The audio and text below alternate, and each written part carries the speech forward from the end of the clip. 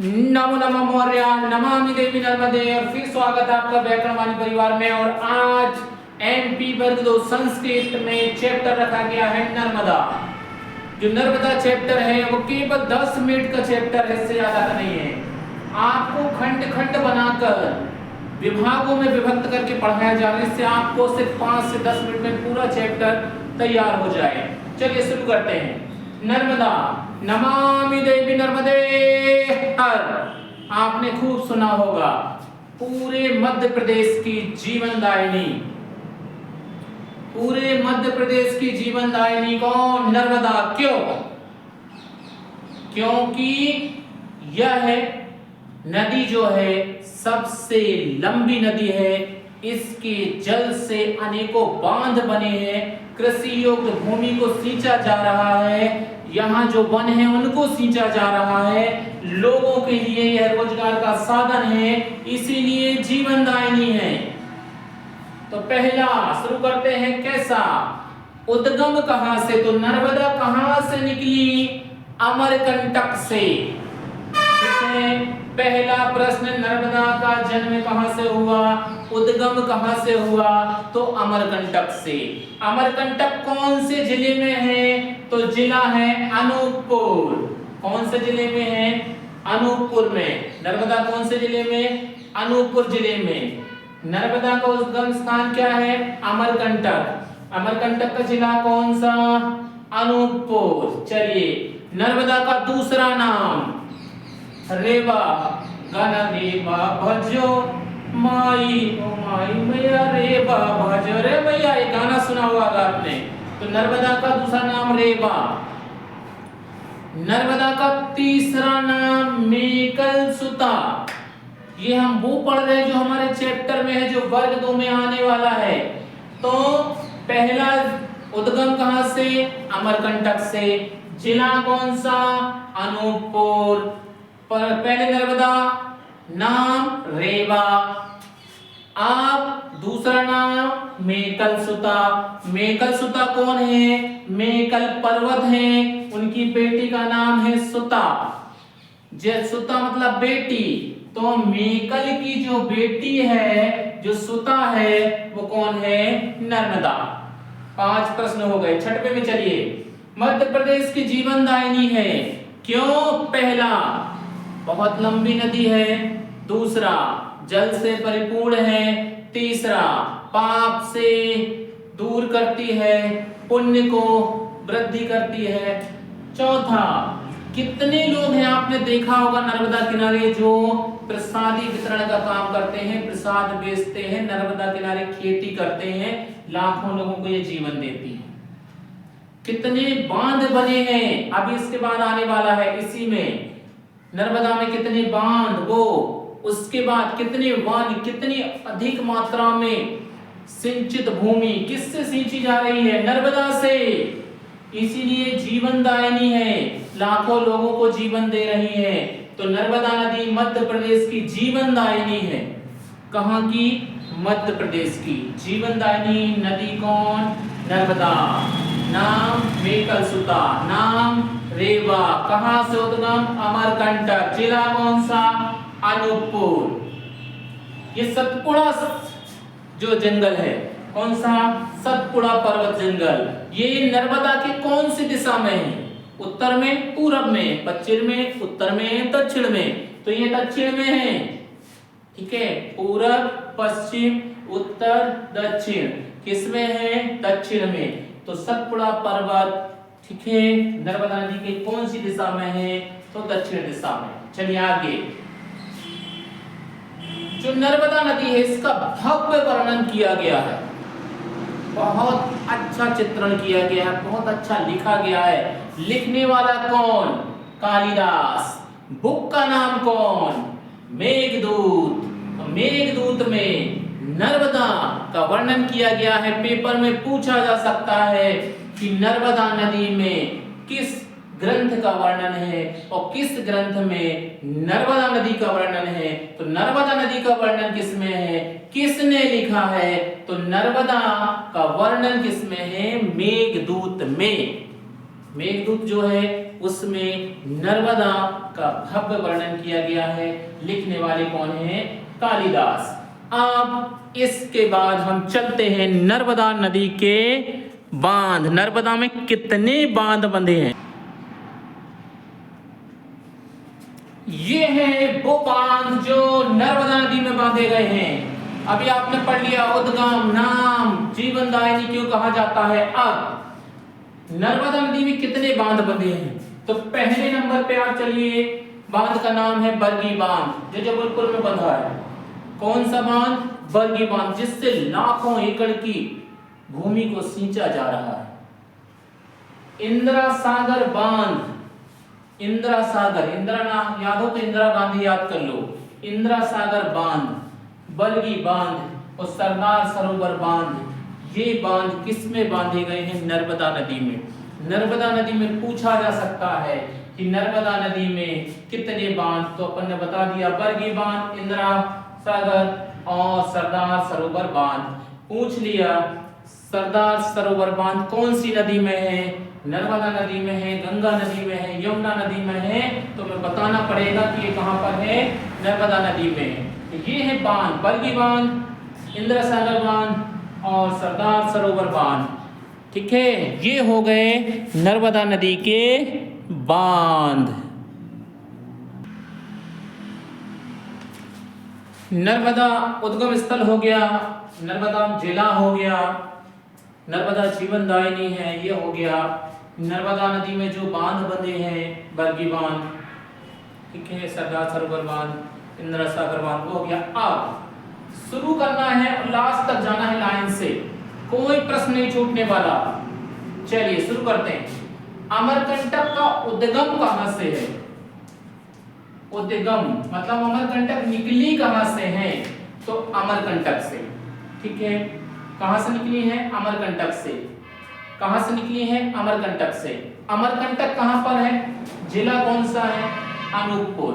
अनूपपुर जिला है, स्थान कौन है? अमरकंटक। वहां से किसका उद्गम हुआ, कौन निकली है? अमरकंटक। अब ये अनूपपुर से चली सीधे घने जंगलों से होते हुए तक पहुंची डिंडोरी। कहां पहुंची? डिंडोरी।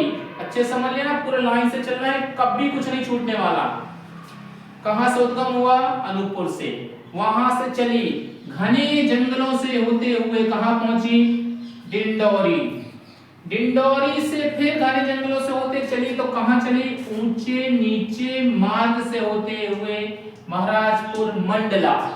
याद रखना, डिंडोरी में घने जंगल हैं, ऊंचे नीचे पहाड़ नहीं है, लेकिन और आगे आएंगी जब नर्मदा माता तो ऊंचे नीचे मार्ग पड़ेंगे। ये कहां पड़ेंगे? महाराजपुर। और महाराजपुर कहां है? मंडला में। महाराजपुर कहां है? मंडला में। अनेक महाराजपुर हैं, हम बात कर रहे हैं कौन से? मंडला वाले।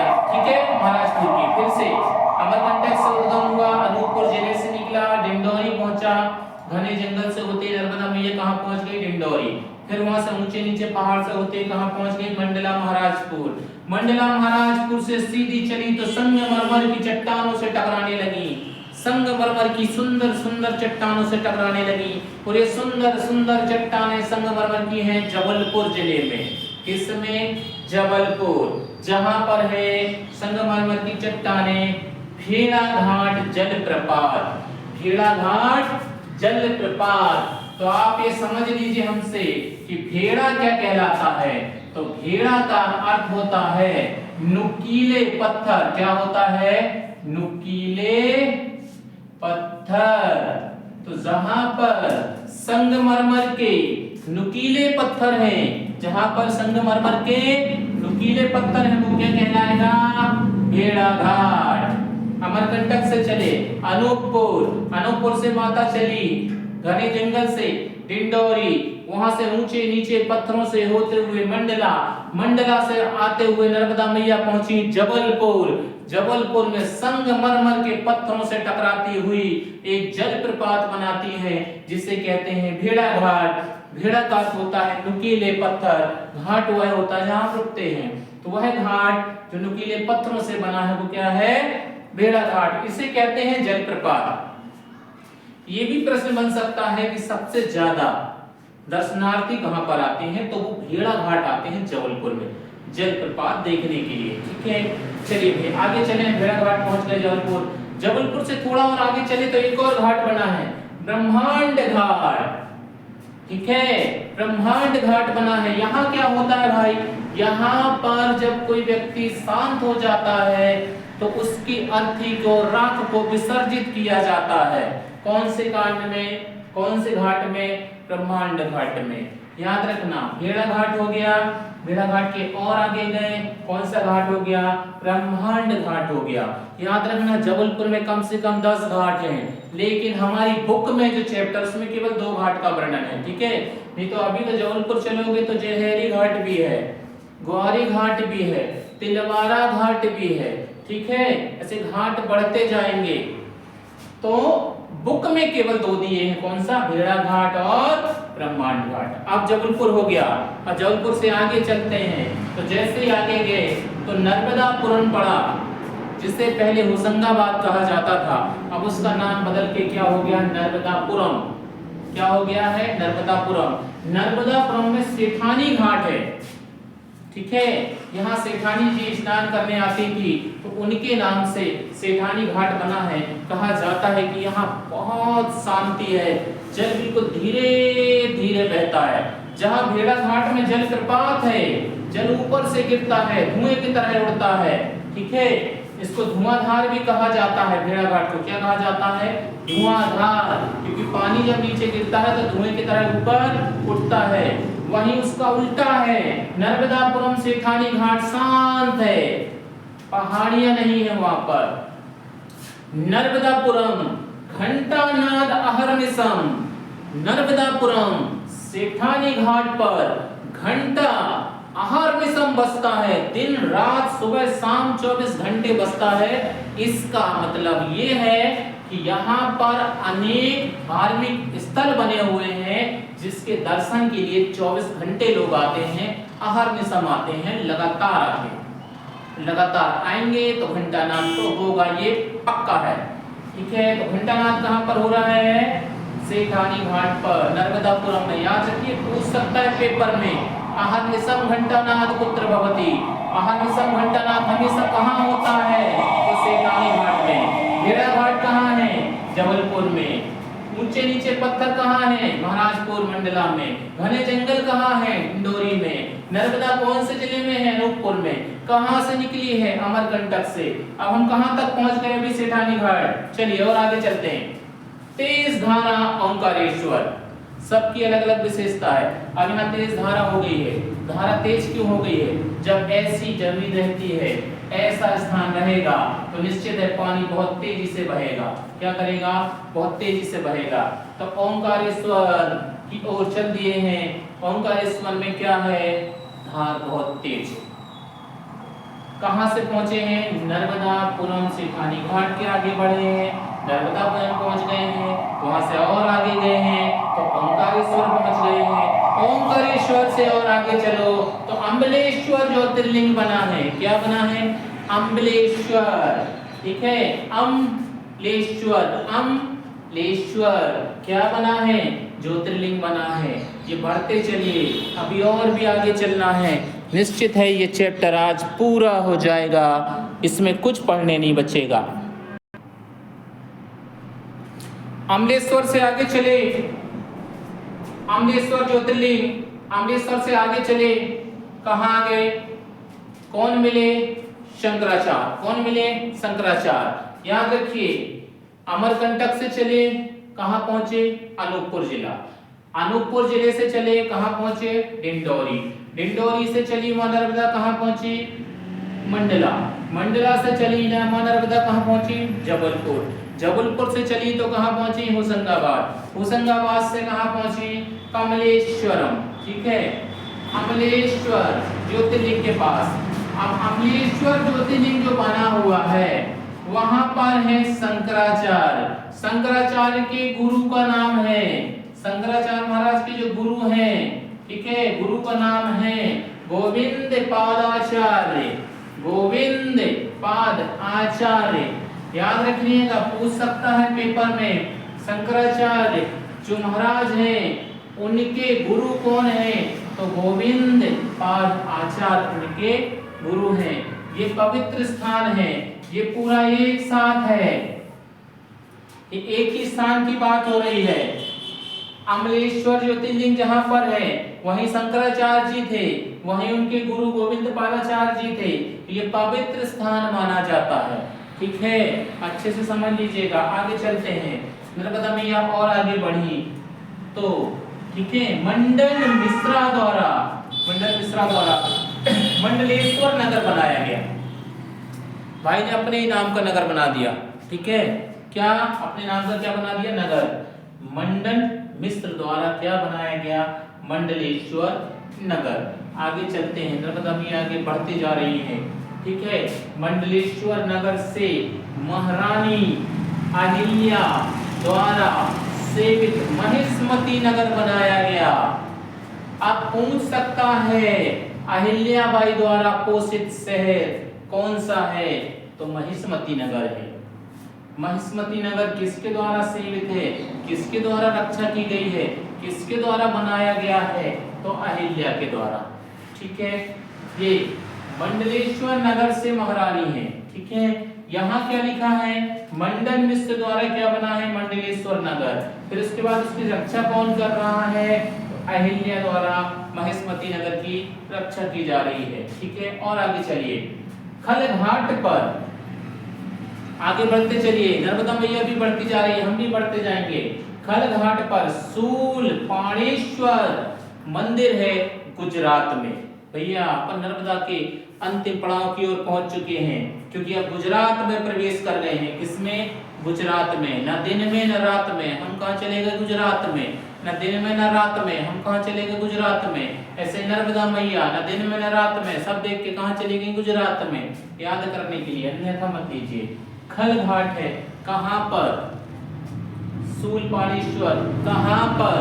गुजरात में। कहाँ पर? गुजरात में। गुजरात के भृगु कच्छ के पास अमरसागर, ठीक है, अरब सागर में समाहित हो जाती है माँ नर्मदा। नर्मदा जाके अरब सागर में मिल जाती है।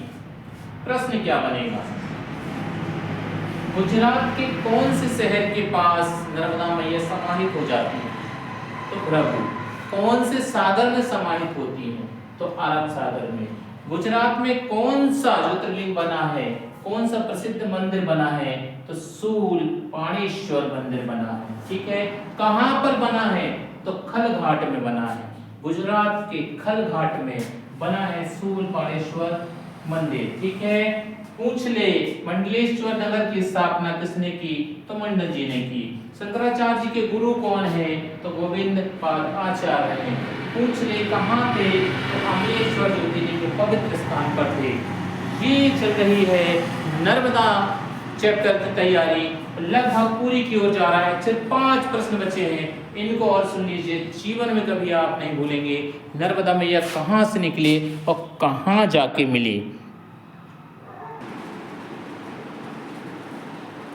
नर्मदा चैप्टर पूरा पढ़ लेने के बाद ये 4-5 प्रश्न जो आपसे पूछ लिए जा रहे हैं, ये कठिन की ओर है, सरल तो बहुत है। एक बार वीडियो देख लिया सब फ्री, तो देख लीजिए। पावन सलीला का पावन पवित्र सलील कौन है? तो वो है नर्मदा। नर्मदा उद्गम स्थल क्या है? तो अमरकंटक। धूमधार जलप्रपात जहां पर पानी करके धुआं की जैसे ऊपर उड़ता है, कहां पर है? जबलपुर में, जिसे कहा जाता है भेड़ाघाट। श्वेत शिला खंडानांतरित, ये भैया पूछ सकता है श्वेत शिला वाला घाट कौन सा है? किससे श्वेत शिला के नाम से पहचाना जाता है? कौन श्वेत खंड के नाम से प्रसिद्ध है? तो वो है भेड़ाघाट जबलपुर। ठीक है, गोविंदाचार्य कस्य गुरु, कौन के गुरु थे? तो शंकराचार्य। अब बोलते हैं आद्य गुरु शंकराचार्य के, है ना, क्या थे? गुरु थे। लेकिन आद्य गुरु का है तो ये है शंकराचार्य। अगर पूछ ले केवल आद्य गुरु कौन है तो नाम आएगा शंकराचार्य। लेकिन यदि पूछ ले गोविंदाचार्य किसके गुरु तो आएगा शंकराचार्य। ठीक है, ये है भैया नर्मदा चैप्टर। एक बार ध्यान से पढ़िएगा, बहुत अच्छा विषय वस्तु है इसमें, निश्चित है पेपर में आपसे सब बनेगा। चैनल अच्छे लगे तो सब्सक्राइब कीजिए, लाइक कीजिए, और कुछ ना बने तो हमको मैसेज कीजिए। धन्यवाद, खुश रहिए, मस्त रहिए।